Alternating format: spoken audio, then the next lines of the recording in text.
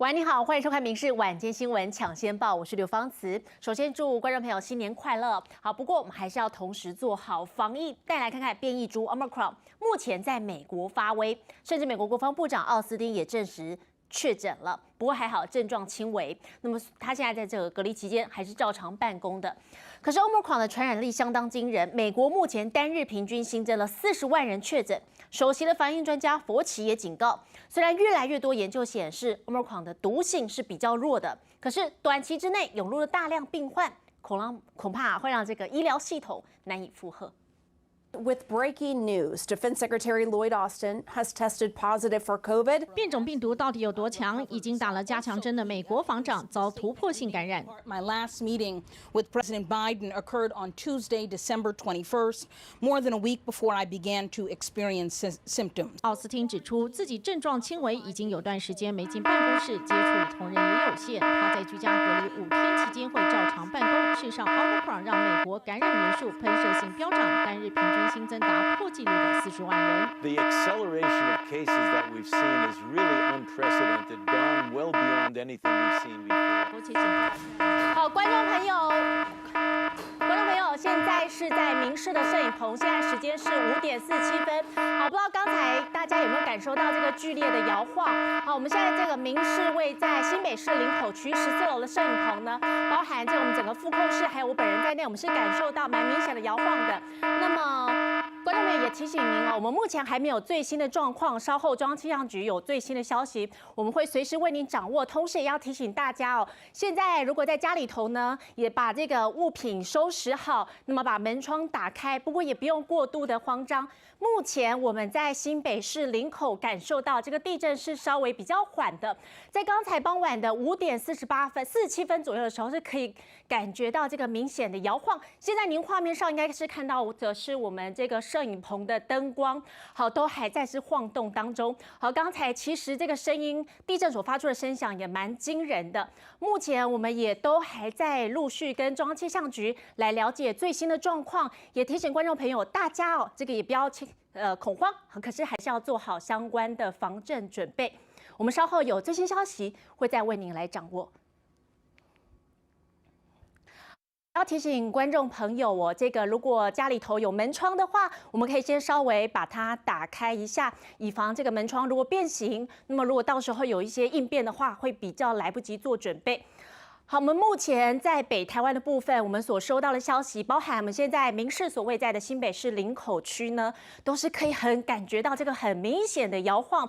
那么，包含北台湾的县市这个震度呢，根据我自己的经验，感觉是这个比较大的。也提醒观众朋友，我们大家一定要做好相关的防震准备。好，但是也不用过度恐慌。好，不过其实哦，今年台湾这个很明显的地牛翻身，真的是蛮多起的。在10月份有一个周末，当时这个地震震央是位在花莲还有宜兰外海，那么当时是规模有达到4、5级，瑞士规模4、5级以上。北台湾的这震度呢都是3、4以上，相当的有感。今天在刚才5点46分到47分的这一起地震哦，我们目前要来连线给我们专业的气象主播林嘉凯来告诉我们详细的状况。嘉凯，请说。好的，观众朋友，大家晚安。刚刚的这次地震呢，相信在北部的朋友感受到的是相当的明显哈。先是上下震动，接下来是左右摇晃。那以这个整个地震的警报发布的状况来看的话，震央应该是离大台北比较近一点的，也有可能是在宜兰哈。所以这样子传到台北来的话，上下震动跟左右摇晃间隔的时间就不是那么的，就不是隔得那么的久哈。那目前来看的话呢，这个震央应该是在东部的海域这边。那摇晃的程度这么大的话呢，那应该是这个规模是蛮大的，不然就是震央震源是比较浅的地震。那从去年到今年为止，今年才刚进入3号而已哦。从去年到今年为止，目前来看的话，规模6以上的这个地震来看的话呢，跟平常所发生的次数来看的话，已经是差不多平常我们正常一年规模6以上的话，大概有2次左右哈。那去年的话，大概差不多是3次哈。所以整体而言的话呢，这一次的地震对我们而言的话呢，应该呢算是都是在正常的这个能量的释放里面了，所以大家应该可以不用太过于担心。那去年事实上规模5、6以上的这种地震的话呢，跟平常的频率来比较的话，是有稍微比较多了一点的。那这样子的话，对台湾这里呢，也不见得说是不好的事情哦。因为以台湾地质的特性来讲的话呢，比较怕的是空白期哈。也就是说，我们有一段时间，如果地震比较少发生的话呢，往往地底下的能量累积就比较多了。那这样子的话，台湾碰到大地震的机会相对的就比较高。那台湾的整个地质的状况来看的话呢，我们比较希望的是以这种规模5、6左右的地震，然后把能量释放出来，地底下累积的能量才比较不会那么的多哦。来，我们请导播帮我们叫出来59号哦，让大家看一下这一个从过去台湾这个规模大于6地震的状况哦。新的资料已经出来了哈。那这一次的规模呢是6.0。那震央是在台湾东部的海域，深度是19公里，19公尺哈，19公里哦，深度19公里，这个是属于这种极浅层的地震。一般来讲的话，震源的深度在70公里以内的话，就是浅源地震了。30公里以内是属于极浅源地震哈，所以这个是属于极浅源地震，相当的浅。所以规模目前来看，虽然才只有6.0哦，不过北部这边感受到晃动的程度相当的大。那刚刚也提到了这一个震央应该距离大台北不远哈，所以这个上下震动的劈波还走到了台北之前呢，它还没有减弱掉，所以呢，我们就有感受到上下震动了。这一次的地震，从去年的地震状况来看的话，去年是3次，那今年是第1次的规模大于等于6的这个地震哦。那各地的震度来看的话，宜兰最大的震度是4级，台北最大的震度也是4级。那3级的地方有花莲、台中、新竹、桃园、彰化这边都是3级，不过这个3级的地震呢，应该都是比较偏向在中央山脉，在山区里面哈。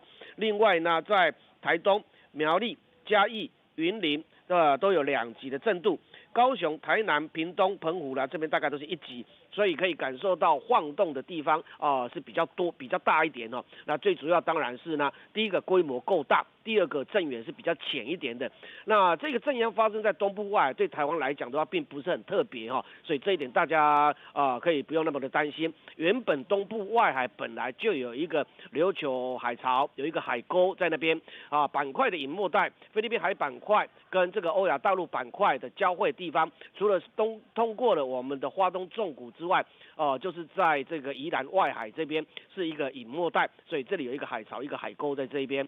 那板块交汇的地方原本就是比较容易错动、比较容易发生地震的地方哦。那这一次的震源发生在东部的海域，并没有说非常的特别，所以大家不用太过于紧张。以这种方式呢，把地底下的能量释放出来，对于我们来讲呢，毕竟还是一件比较好的事情。好，那我们刚刚提到了这个最大的震度方面呢，台北市刚刚只有讲到北部呢，台北市、新北市的最大震度通通都是4级哈。那花莲最大震度是3级，是发生在花莲县。那台中的话当然是6都，所以在台中市。那新竹的3级是在新竹县，桃园市3级啊，新竹市区里面呢也是3级。彰化的3级是发生在彰化县，那我刚刚提到了，应该大部分都是在这一个中央山脉这一边会比较多一点哦。不过呢，详细看了一下这个各地所感受到的震度来看的话，在桃园的3级不见得在山区哦，它连平地方面也有哈。那新竹也是一样，比较靠近山区有3级没有错，但是呢，在平地可能有些地方感受到晃动的程度也有3级的震度哦。那另外呢，在彰化这一边也有3级的震度哦，比较接近跟台中交汇的地方，这边是有3级的震度哦。那这个是在平地，不是在山区里面，所以呢，这一次的地震也还是比较特殊的地方，就是呢，平地感受到最大的震度呢，并不是大部分都显示在偏向东部的山区哦。那事实上，这一次的地震距离我们的陆地还有一点距离哦，是在花莲县政府东方56公里的地方哦，不是在沿海距离还有一大段的距离陆地还有差不多将近57公里哦。但是因为震源比较浅，规模也够大，所以大家所感受到晃动的程度就会比较大一点。那是不是说会有海啸的状况产生呢？目前来看是没有这个海啸警报，只不过气象局提醒在沿海地区呢要注意一下海水的水位可能会有突然升高的状况。倒是目前呢还没有收到这个海啸警报，所以这一点可能可以稍微比较放心一点。那以陆地来讲的话，最大的震度大概就是4级的震度了。不过这个4级的震度可能晃的时间有稍微比较久一点哦。我们希望各地区呢应该就不要有这个灾情产生。如果没有灾情产生，把这个能量释放出来的话，毕竟都是一件比较好的事情哦。来，我们请导播帮我们秀出来这个59号，让我们观众看一下，从去年一直到今年，或者是前几年台湾这边发生地震的状况哦。那大致上来讲的话呢，在2020年一共有发生了4次规模6以上的，2019年是2次，2018年是3次，也就是说18、19、20跟21这几年发生地震的频率呢，事实上跟我们台湾发生规模6以上的这个频率，一年大概差不多2次、3次左右的这一种频率来看的话，事实上是差不多的，甚至还有稍微多了一点哈。那刚刚也提到了，这个毕竟对我们来讲的话，不是一件坏事情啊，而是好事情哦。地底下累积的能量就比较没有那么的多哈。这个是台湾规模大于6的地震的状况。那上一次规模大于6的地震呢，是在8月5号啊，震央也是在宜兰东方56公里的地方。那这一次的震央呢，也是它是在这次在花莲的东方，上一次在宜兰的东方。不过呢，我刚刚也提到了，在花莲的东方，在宜兰东方有一个琉球海潮，再往北边一点有一个海沟在这边，所以这2个地方原本就是台湾地震发生比较密集的地方所以在这个地方产生地震的规模比较大的地震的话，都还是蛮正常的哦。那如果说规模比较大的地震是在我们台湾陆地上面的话，那这样子的话就比较不好一点了，因为毕竟陆地第一个，在我们的陆地上面板块交汇的地方只有在花东纵谷，会造成西半部的地震。震源如果在西半部的话，大部分都是断层产生的。那断层要产生规模这么大的地震，这个断层呢要够大够长哦。像车龙埔断层，它就是比较长一点错动量就比较大，释放出来的能量相对的就比较多一点。那往后是不是还有余震呢？在东部外海的余震，目前来看的话呢，规模6.0，当然了，接下来也有可能会有规模5、规模4左右的余震。但是基本上应该对于陆地的影响就比较没有那么的大了因为东部外海这一个规模6的地震，一般来讲要在发生接近规模6的这种余震机会不是那么的高，但是呢，规模比较小的余震还是有可能产生的好，那这个就是呢，目前这个地震最主要的状况。台湾的板块状况的话呢，刚刚也就提到了，台湾主要是在菲律宾海板块跟欧亚板块整个交汇的地方嘛，交汇的地方就在花东纵谷，然后呢，在这个东边的外海这边有一个琉球海潮跟一个琉球海沟。导播如果准备好的话，我们把98号的图叫出来让观众朋友们来看一看台湾这边的整个板块交汇的状况好，那这个目前的地震最近的状况大概就是这个样子。我们先把现场再交还给棚内的主播。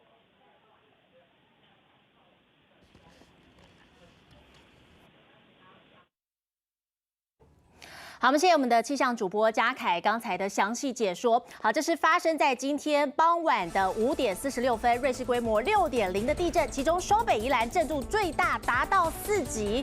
那么也请观众朋友，我们有后续有详细的消息，包含地震中心的预测等等，我们都会在随时为您掌握，也提醒您要做好相关的防震措施。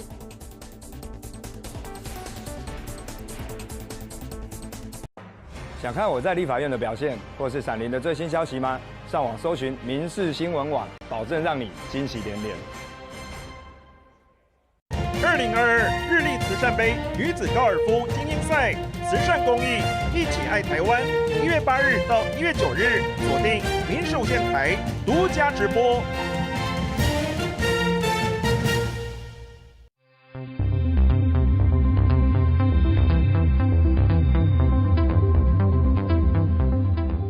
大家好，我是中央流行疫情指挥中心指挥官陈时中。因应春节返乡需求，指挥中心启动春节期间入境检疫专案，提供3大方案供民众选择。提醒您，无论选择哪一种检疫方案，均请确实遵守防疫规范，并且配合相关筛检措施。特别提醒选择10+4或7+7方案的民众，返家居家检疫期间以1人1户为原则。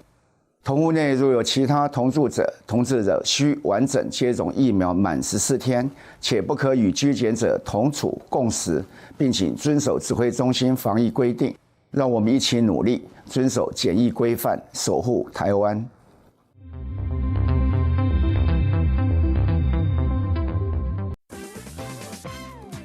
我们一直都以为男生站着尿是比较正常，其实不对，因为坐着尿的时候，我们的骨盆腔是放松的，骨盆腔放松，你解小便才是解得比较顺畅。失智症它不是这么单纯，你今天睡不好就会发生的事。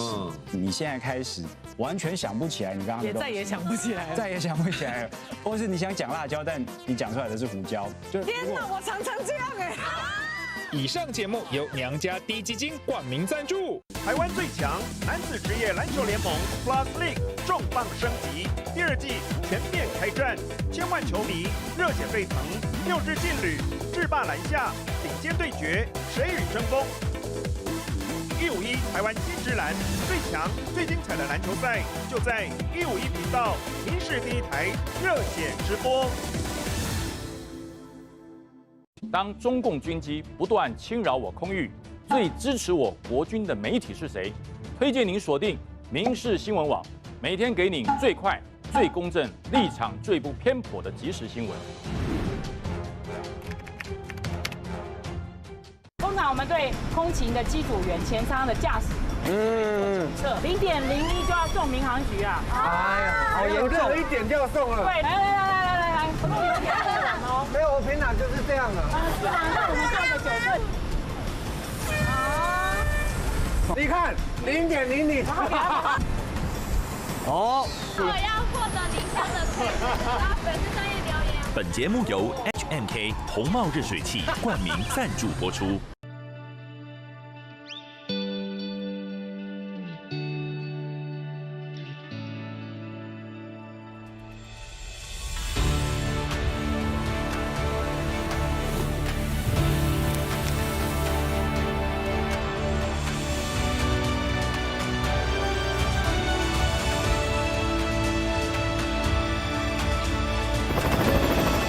用更高的角度看台湾，民视新闻。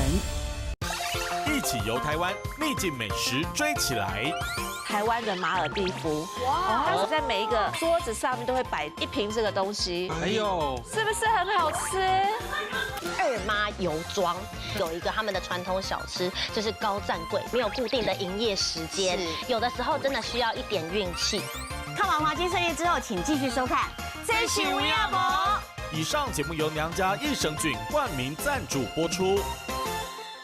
今天你看了吗 ？G7 好，7大工业国外交部长高峰会之后，他们的公报首度提到这个台海和平稳定的重要性。台湾向前行，走在时事的尖端，引领议题的方向。2点抢先看，台湾向前行，锁定民视新闻。台湾最前线，改变你对政论节目的看法。最火热的议题，最关键的人物，都在台湾最前线。硬底子团队，政治精英记者，全力支援台湾最前线。深度论战，真正好看。我是许仲江。台湾最前线，周1到周6晚上8点，锁定民视新闻台。财经周末周日趴，民视新闻台加码时段，周日连看2小时，保证精彩。每周日下午4点，锁定民视新闻台。要早点睡觉，不然的话你的肝会不好。那你有这个问题吗？肝不好，其实我跟你讲，肝不好有很多的原因啦。但可是大部分我们知道，如果没睡好的话，恭维有吹吵，光会给翁啊，你这样脾气比较暴躁。虽然我平常睡得还算还可以，但我也是讲话很暴躁。没有，你就是睡不好，你就是睡不好，好吧？就好像他今天迟到一样。以上节目由娘家大红旗冠名赞助。2022日立慈善杯女子高尔夫精英赛慈善公益，一起爱台湾。1月8日到1月9日，锁定民视无线台独家直播。身为台湾人，爱来关心台湾事。民视新闻用上新的科技、上紧的速度，为你来做上专业报道，请你同齐来收看《民视新闻网》。人气创意美食，没吃过就训啦！芋头豆腐乳，哇，真的没吃过，没吃过对不对？太厉害了！哇，放那个粥啊，哇，一定很好吃。饭，剥皮辣椒凤梨酥，剥皮辣椒很特别，还蛮搭的哦。每个礼拜3、礼拜4的晚上10点15分，请锁定《这是吴亚博》。以上节目由娘家益生菌冠名赞助播出。我们现在坐这一台车要来去检查跑道。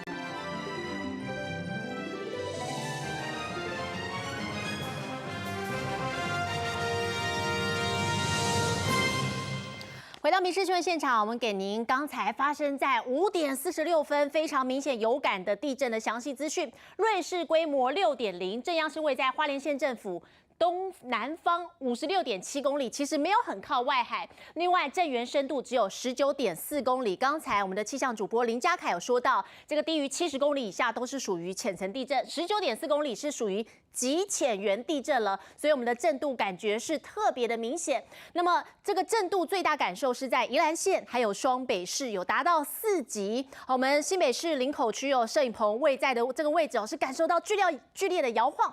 好，另外在震度3级的有花莲、台中、新竹、桃园、新竹以及彰化县。好，新竹县市震度都是3级。另外在震度2级的部分，包含南投县、台东县、基隆市、苗栗县、嘉义县、云林县还有嘉义市。另外，震度1级的则是在南部地区，包含高雄市、台南市、屏东县以及澎湖县。好，这是发生在刚才傍晚5点46分，瑞士规模6.0的地震。那么事实上，目前台北市包含捷运，好，另外还有这个高铁的部分呢，目前是没有传出灾情的。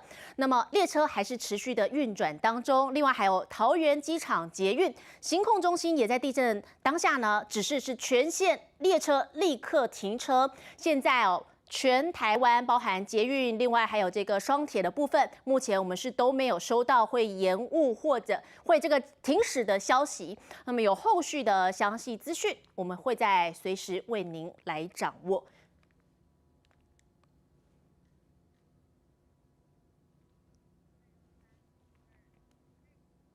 好，请观众朋友一定要做好相关的防震措施。我们新闻再来关心的是经济部长王美花。他今天上广播节目，那么被问到说彰化县议员拟参选人刊登广告公说王美花她应该来选彰化市长，不过对此他说完全没有这回事啊。那么他也透露，其实总统蔡英文每次见到他呢，从来都没有提过选举的事情。至于之前鸿海创办人郭台铭曾经说，今年台湾一定会缺电。对此，王美花则是回应，我们政府呢都有做好因应的措施，我可以跟郭董来做说明。好，甚至还说可以来赌鸡排。那我们准备的是2023、2024，因为3阶往后推的这2年的部分。2022的时候，我可以跟郭董讲一下这样子，跟他对话一下。那你要不要赌一下，赌一个鸡排好了？不错哈，不错，跟他赌个鸡排。应该是还好啦，相关说明一下啦哈。经济部长王美花说，要跟鸿海创办人郭台铭赌鸡排，就是因为郭董之前呛台湾今年一定会缺电。他说，经济部早有因应措施，将会由大潭电厂的8号和9号机，还有高雄新达和民营电厂上线，确保业界供电无虞。现在的产业需求的用电一定要够，为什么会3阶这么重要？为什么这一些的天然气的机组要赶快把它建起来？这一些的机组盖起来，按照我们现在规划技术盖起来，电绝对没有问题。谈到台湾去年经济表现亮眼，半导体产业蓬勃发展，但用电需求大。王美花说，未来白天和晚上的电力调度会成为关键，还要打造储能系统，确保厂商24小时都能运作。另外，他也针对台湾申请加入 CPTPP 的议题做出回应。真的对台湾的国际空间很重要啦。台湾是愿意去遵守国际规范的。我觉得这个讯息是非常重要。我们台湾其实加入这种各种 FTA 等等，太少了。对，那所以其实加入这种东西就是要谈判，谈判就是有取有给嘛。王美花一再强调，这是台湾的重要机会，尤其竞争对手韩国也要申请，对方的 FTA 覆盖率已达70%，我国却只有约1成。现在台湾有了主导国日本的支持，对于加入国际组织是很大的助力。而公投期间，王美花到处宣讲，也吸引不少人的关注，甚至有县议员参选人登出广告，要他出来选升格后的彰化市长。都非常的积极的在推动我们这些国家的这些政策。那我们相信，在这个基础之下，他非常有机会在2022年能为我们彰化市做一些斩获。您对您个人的这个参选的意愿？第一个那个看板我完全不知道那这个我还蛮想去说，看板是不是拿下来？王美花笑着说，完全不知道有看板广告，低调回应经济部的业务多，对国家影响大，只希望先做好目前的工作。民视新闻杨思敏、黄宏宇台北报道。台湾最强直男 Plus League 第2季全面进化，顶尖球星霸气对决，台北富邦勇士、新北国王、桃园领航员、新竹街口工程师。福尔摩沙台新梦想家、高雄钢铁人，6支劲旅火力爆表，群雄激战，谁与争锋？最强最精彩的篮球赛就在151频道民视第1台热血直播。睡前正能量，就看这一节。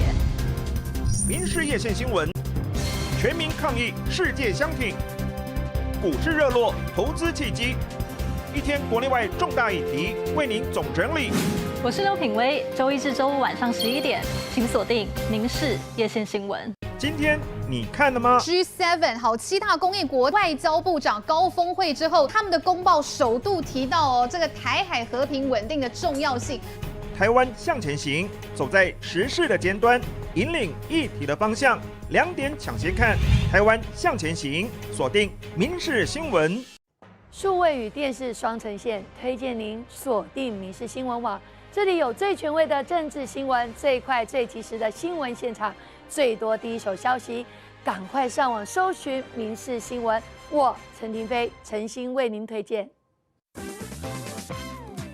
有一些口腔炎或颜面神经失调回流圈现场，我们带来关心呢我们的国门防疫措施哦。现在1月底就要过农历春节了。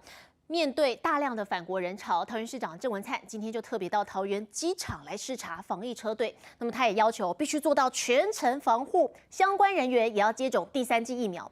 好，尤其是现在境外移入确诊个案越来越多了，每天都有数十例，其中又以来自于美国入境台湾最多。美国要不要被我们列入重点高风险国家呢？对此，指挥官陈时中表示，目前多数的国家几乎都是高风险，区分的意义不太大。我们都采取最严格的清洁。神情严肃，仔细聆听简报。桃园市长郑文灿到桃园机场视察防疫车队运作状况，还送上防护衣和口罩。春节年假即将来临，防疫车辆需求大增。桃园市府将防疫车队扩编到982辆，也筹组10辆防疫巴士，要求大家落实全程防护。机组员、防疫车队还有防疫旅馆的工作人员，都一律要打第3剂。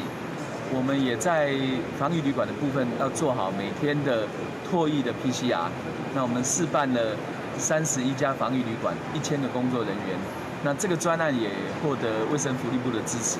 除了提高防疫车队量能，桃园市府也安排相关人员接种第3剂，加强个人保护力。虽然台湾目前没有本土社区感染个案，不过境外移入个案越来越多。周一新增25例境外移入，其中15例都来自美国。看看过去1周的统计数据，每天都有数十例个案，光是美国就占了1半以上。不过国内目前列的重点高风险国家包括南非、奈及利亚、埃及等国，专家也不断呼吁要将美国纳入。现在已经没有重点高风险了，现在几乎都是高风险。美国上礼拜曾经有50几万例，非常惊人的一个数目。大家也看到，法国连4天都超过20万例。那法国人口事实上是美国的1/5了。如果你再往上乘，法国跟美国这样同人口的比例数上面要将近100万。近期全球确诊数因为 Omicron 快速飙升，指挥官陈时中表示，多数的国家都是高风险，面对欧美大量增加的病例数，还是得提高警觉。民视新闻综合报道。社会消息带来看的是嘉义市永清1号桥上呢，昨天晚上发生一起3台车追撞的事故。那么其中一辆轿车90度侧翻，女驾驶还有母亲受困其中。消防员是利用挂梯合力才协助母女俩脱困。那么还好，当时他们在开车还有这个坐车当中都有系上安全带，所以没有明显的外伤。不幸中的大幸。白色轿车90度侧翻在马路上，一只手从车窗处伸出来，向救难人员呼救。有你一个吗？在里面吗？他人还有意识吗？在哪里？哎，你玩那么受伤吗？有安全带吗？有哈，好，你站起来哦。白色轿车内有女驾驶以及坐在后座的母亲2个人，消防人员立刻固定好车子，架起挂梯，先协助女驾驶脱困。我们穿拖鞋啊。没关系，没关系。走楼梯。女驾驶光着脚丫惊险走下梯子，但母亲还困在车内，无法自行挣脱安全带。消防人员只好进到车里协助解开安全带，再将人抱出来。阿嬷小心翼翼地走下梯子，救护人员赶紧检查是否有受伤。受伤哦。驾驶有系上安全带，然后驾驶表示说后座阿嬷是坐在中间位置，也有系上安全带。我们发现他的时候，患者阿嬷是有半悬在空中但是所幸有安全带的保护以至于他身上没有受到太大的伤害。这起车祸发生在嘉义市的永清1号桥上，现场有3辆车撞在一起，唯独洪姓女驾驶开的这辆白色轿车侧翻，其他2台车上的人都没事，还好母女俩都有系上安全带，才没在车辆翻覆时造成伤害。车祸原因还有待警方做进一步的调查。民视新闻郑仁文嘉义市报道。而说到开车上路，真的不要酒驾。去年12月26号，在高雄市发生的严重酒驾车祸，林姓男子一家4口。1死3重伤，包含妻子当场死亡，那么他自己还有2个女儿都还躺在加护病房中。他年迈的老母亲现在担起照顾家人的重任，可是老母亲身体不好，还在进行漫长的复健之路，一边又得开始经营他的美发店来支撑医疗还有家计费用。蜡烛2头烧的状况让邻居很心疼，现在希望外界可以伸出援手。一场酒驾车祸造成媳妇过世，儿子2个孙女重伤，毁了林家阿嬷的天伦之乐。林家阿嬷坐在椅子上，眼神忧伤，等待。从车祸之后，她吃不下饭，没办法休息，坚守在医院里，就怕错过任何最新病况。心疼的邻居拍下照片，他不敢连，他都早上8点多就到医院，然后大概9点10点晚上才会离开，就是严重到有客人预约。他就跑回去坐一坐再回来，对，那其实他的身体，他现在其实都已经站不直了啦。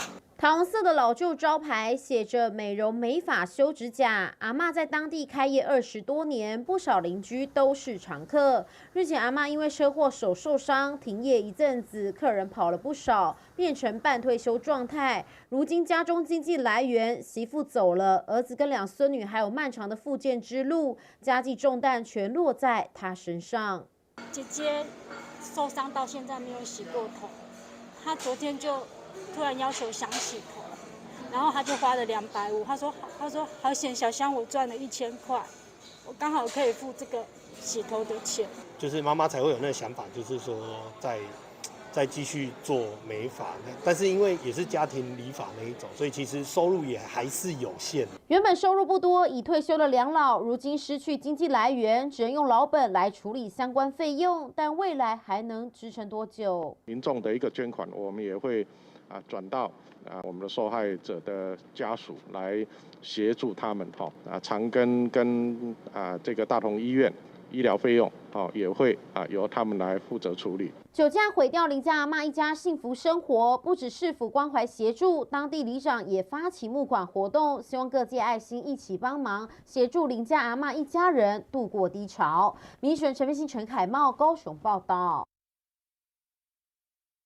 朋友，在刚才傍晚5点46分发生了瑞士规模6.0的地震，中央气象局现在有最新说明，我们带来详细了解。在花莲的县政府啊，就花莲市的东部外海56.7公里的地方啊，发生一个规模6.0的地震。那这个地震的深度是19.6公里，那它是属于浅层的地震。那这个地区呢，它实际上是在进入隐没带的前缘，那它的发生原因呢，主要是隐没菲律宾海板块，它要隐没之前呢，它会推挤欧亚大陆板块。那推挤欧亚大陆板块，就会在这个前缘地方堆起一大堆凸起来的海脊，我们称为耶亚马海脊。那在耶亚马海脊的后方，就是隐没带开始要往下走的地方啊，它会拉动这上面的这个增肌岩体，让这个增肌岩体呢会有陷落的现象。那这个陷落的现象，我们称为湖前盆地。那这个地震所发生的位置，就在2个湖前盆地之间，一个是和平海盆，另外一个是南澳海盆。那但是虽然它不是在盆地内发生、海盆内发生，可是它的发震的机制是一样的。也就是说，它实际上是因为隐没的作用，拉动上面的这块上盘，也就是欧亚大陆的这个板块，拉动这个上盘，让他们在挤压的过程当中，造成变形，然后破裂所产生的地震。那这个地震呢，也是今年度呢第一个编号地震。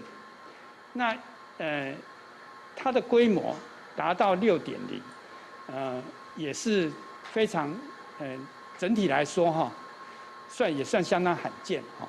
我们很少有第一年的第一个地震就是规模那么大的哈，因为年平均的地震哈规模超过6以上才2个，到就是年平均是2个，好到3个就是2.5了哈，差不多2.5个。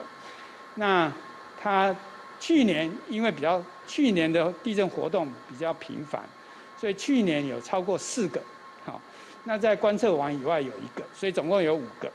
那观测网内有4个，那规模超过6。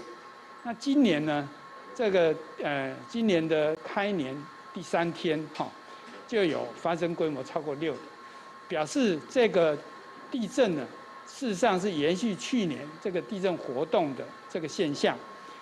那可能今年的后续我们不敢说后续的地震活动也会像去年一样频繁，但是至少我们可以确认的是说，今年的这个1号的地震就规模超过6，那可能未来还有1整年的时间，今年可能地震的活动也的频繁度也会不输于去年哈，就是说我们整体来判断哈，因为而且它发生的位置跟这个上个礼拜，在南澳海盆发生的这个地震，其实是差不多，虽然不在相同的地方啊，但是它那个发震的机制是一样的。这个代表什么意思呢？这代表就是说，隐没带在最近这1-2年，尤其从去年，前年的下半年开始，隐没带的地震就比以往要。关于这起地震还有后续最新消息，会再持续为您掌握。好，接下来看的是我们独家掌握到，日前疫情指挥中心明明才放宽医院的陪病标准，也就是说，如果你要去医院陪病，你打完2剂新冠肺炎疫苗，你就可以不用做筛检了。可是有民众跟我们投诉，明明接种完2剂，医院却还是要他做 PCR， 好，认为标准不一。不过疫情指挥中心表示，可能是医院有特殊考量，医院这样子做没有违反规定。规定就是完成疫苗应接种期是达14天以上的陪病者得免除入院筛检。去年底指挥中心才放宽陪病规定，但有民众打电话到北荣，答案却不一样。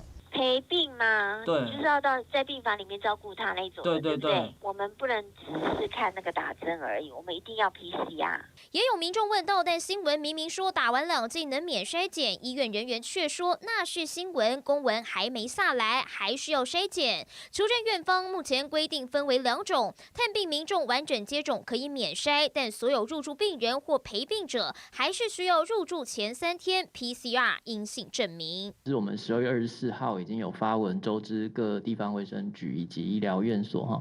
那针对2剂疫苗完整接种之后，是指说得免这个陪病的筛检哈。那所以一个是有可能医院他们收到公文之后，还在处理一些内部的流程。公文已经发下，但每家医院规定不尽相同。像是万芳医院就维持3级警戒规定，打完2剂疫苗首次陪病还需要 PCR 证明。长庚也维持筛检，但中央规定会纳入规划，是整体疫情再评估。北市联医、台安、星光医院则是依照中央规定。陪病家属要去的这个单位，或者说他要陪病的这个相关的病患等等，也许有一些免疫力或等等的一些相关医疗考量。如果还是认为说有需要针对这个陪病家属来进行筛检的话，并没有说违反我们目前的规定。指挥中心解释，医疗考量没有违反规定，但各家医院标准不同，也让民众不撒撒。民新闻综合报道，请收看《民视晚间新闻》。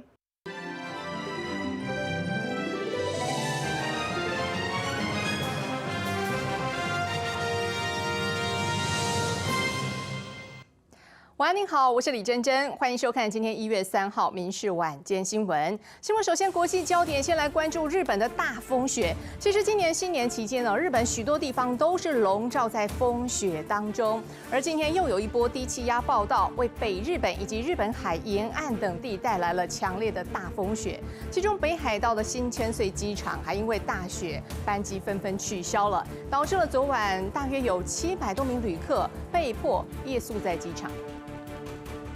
日本此次迎来近年最寒冷的一个新年，从北日本到日本海沿岸地区都降下远多于往年平均的雪量，加上3号又有另一波低气压报道，使得首当其冲的北海道等地再度出现强烈风雪。紧邻日本海的西部一带，甚至有部分地区发布了暴風雪警报，而当地的新千岁機場国内航班也陷入一片混乱。新千歳空港は国内線の発着便が大幅に遅れ、およそ700人の乗客が空港内で一夜を明かしました。由于3号就是日本新年连假最后一天，等到天一亮，新千岁机场里又再度挤满准备收假的旅客。据各家航空公司统计，这天预计前往东京、大阪、名古屋等主要城市的班機，几乎班班都是客满。而面对这回连日降下大雪的新年，特地返乡过年的民众感受也是大不同。雪で遊ぶのが初めてなので、ソリ滑りをたくさんして遊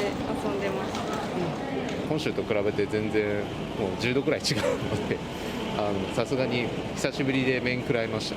气象单位预估，北日本这波降雪至少将持续到4号。北日本到东北、北陆等地，除了可能出现瞬间最大风速达到每秒30公尺以上的强风外，未来24小时的地区降雪量也恐达到40至50公分左右。另外，由于这几天青森、新系等地都陆续传出有人爬上屋顶铲雪，不慎摔落导致死亡的意外，也提醒民众作业时谨慎小心。民视新闻综合报道。2022年才刚开始3天哦，但是解放军的军机已经连续3天都又入侵了我国的西南防空识别区。不过台湾也是早有准备的，包括了海军舰指部以及宪兵指挥部都发布了相关的影片。从影片当中可以看出来哦，在海上包括了我们各式的军舰、反舰防空飞弹，随时准备出击；而陆上呢，包含了夜间机动以及反特攻作战与关键基础设施防护，都展现了国军要全天候防卫的决心。中华民国空军广播，位于台湾西南空域，高度3000公尺的中共军机，注意，你已进入我空域，影响我非常安全。立即回转脱离。进入2022年，中国军机依旧不放过扰台机会。新年不过短短3天，每天都到西南空域报道。从去年12月28日至今，更是连7天扰台。中国持续对台施压，但我军没有松懈心防。海军释出影片，清晨时分，不论是陆战队、舰艇兵还是反潜航空大队，海军各单位人员迅速着装就定位，展开操演任务。另一头，各式军舰航行于大海上，包括刚进入战备的玉山运输舰，各类反舰、防空飞弹也随时出击，做好护卫海疆准备。破处接战场，时时都训练，我们已准备破风引浪。不止海上部队、宪兵部队在台北车站反特攻作战演练也首度曝光。从夜间机动训练、巷弄反特攻作战，到关键基础设施防护，再在凸显宪兵攻卫中枢特性。而 CM-34装步战斗车、1-2栋破炮与红准飞弹射击，展现地面部队全天候的强大作战能力。展现出我们捍卫自己国家的一个决心。面对共军的侵扰，中华民国台湾的国军要告诉全世界，我们毫不畏惧，自己的国家自己救。我们具有最先进的武器设备、最精良的训练以及捍卫自我的决心。尽管中国依旧不放弃武力犯台，但我军用行动告诉对岸，台湾不求战，但也绝不怯战。民视人安陈培智台北报道。至于台中第2选区的立委补选进入倒数最后6天了。那么国民党文传会今天特别又召开记者会，指控说民进党立委刘世芳曾经说过，政治侦办是针对严家。这句话到底是什么意思呢？刘世芳今天特别还原了当时的情况，说他的原意根本不是如此。民进党立委洪申翰也回呛国民党，不要再断章取义了。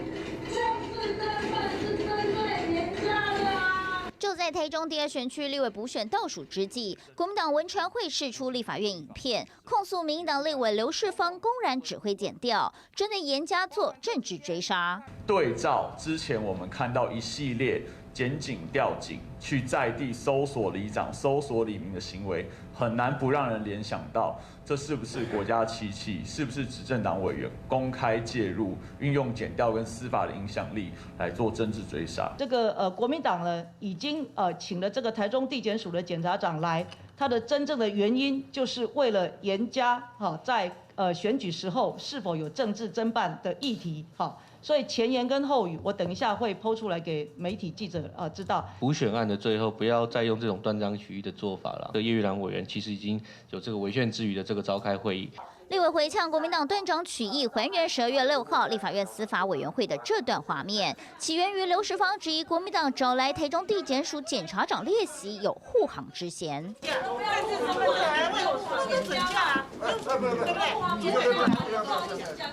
们自己护航严家，不好意思讲啊。政治侦办是针对严家的啊！这是因为当时赵委叶玉兰刻意变更议程，安排法务部长、检察机关首长针对政治侦办补选公投来立法院报告。刘世芳痛批这行为根本护航严家，没想到被断章取义，国民党打人喊救人，民进党嗤之以鼻。民新闻李佳华、陈奎宏台北报道。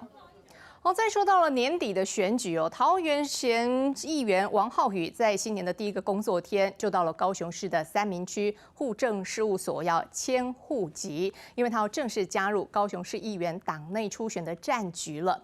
不过呢，他投身的三民区选民结构是绿的出枝，所以包括了民进党、台湾基进以及时代力量都竞争非常的激烈。点击签名，然后点确定。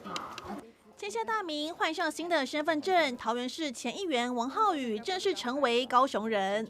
直到公投结束之后，才有时间去租房子。那已经租到，而且已经有确定的地点之后，就赶快来办这个入籍的工作，这样子。上星期才刚租房，王浩宇下午现身高雄户政事务所，迁好户籍。新年第1天，宣布投入三民区市议员选战。其实有跟一些长辈讨论过，他们觉得这一区其实是适合我参选的，所以来这边参选，我觉得有机会帮民进党多争取一些席次。新血进来，大家都会受到竞争，我觉得竞争就是民进党进步的动力。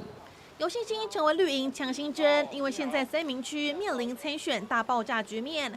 三民区总共选8席议员，绿营初选推4席，但光是现任的康裕成、何全峰、郑梦入都要争取连任，还有前议员林武忠、罢韩里长沈秀玲、前议长蔡建新的女儿蔡家庭都要加入，7个人抢4张初选门票。如果再加上台湾激进的张博洋、时代力量的议员林宇凯，竞争激烈程度非同小可。三民区其实一直以来都是竞争非常激烈的选区，多优秀的候选人，其实我们也是非常的乐观其成。那也希望说这是一个很好的良性竞争的方式。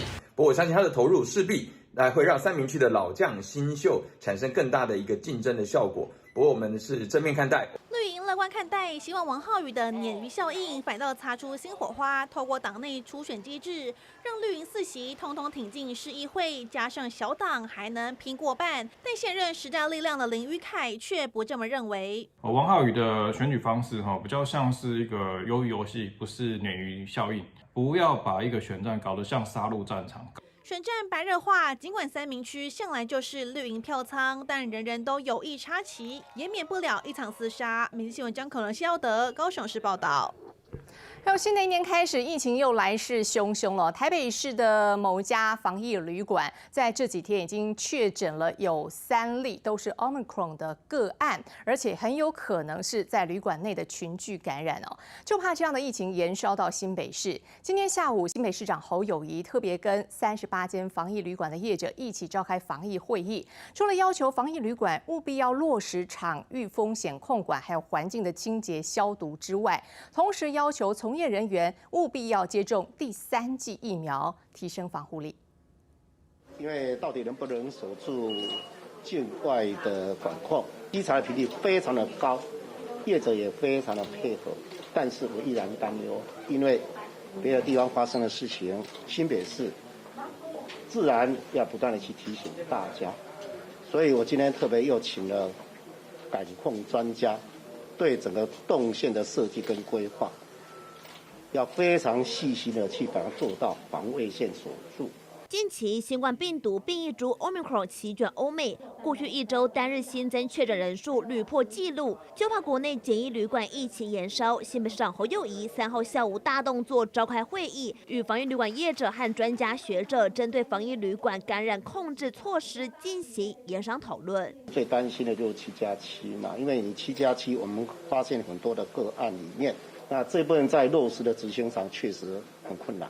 当然10+4也是有类似这种状况，但是政府政策既然定了，那我们就全力以赴吧。侯友宜表示，新北市的38家防疫旅馆3456个房间必须落实红黄绿区的场域风险控管。红区是客房、走廊跟垃圾集中区，从业人员进入红区必须穿防护装备，离开时要全身消毒。而黄区是柜台从业人员活动范围，一旦有旅客经过要立刻消毒。绿区则是柜台跟办公室，只要有与检疫客有间接的接触人员不得进入。另外，侯友宜也要求防疫旅馆从业人员要全面接种第3剂疫苗，提升防护力。饭店的红黄绿区分得非常的清楚，分层的清消也是我们这次加强的一个重点。防疫旅馆为防疫守护的第1道防线，侯友宜强调，未来至2月中旬是最重要的关键，希望大家能全力以赴守住在境外防疫旅馆的这道防线，让居民能够过一个好年，绝对不能松懈。这是新闻新北市做报道。还有，相信很多人还有印象啊，去年中秋节过后，在澎湖传出了怪病，不少民众都出现严重的皮肤红疹，不但是又痒又痛，而且瘙痒的话还可能会流血。当初还很担心会不会是某种奇怪的传染病哦。不过现在真相大白了，在高雄长庚跟中山大学的合作之下，从检体中发现了毛毛虫刚毛，也确认了其实祸首就是毛毛虫。澎湖的旅宿工作人员小心仔细地摊平棉被，就怕有什么看不见的东西落在上面。